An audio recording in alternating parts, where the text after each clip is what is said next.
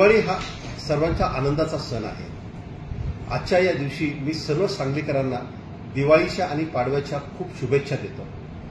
ही दिवाळी तुमच्या आनंदामध्ये वाढ करणारी ठरो, तुमच्या सगळ्या सुख स्वप्नांना आणि तुमच्या समृद्धीमध्ये वाढ करणारी ठरो ही शुभेच्छा देतो।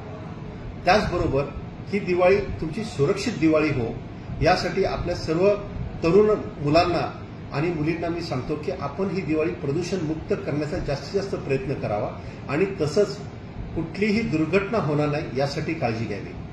दिवाळी आहे, गोड दिवाळी आहे। सर्व सांगलीकरांना पुन्हा एकदा दिवाळीच्या मनापासून शुभेच्छा।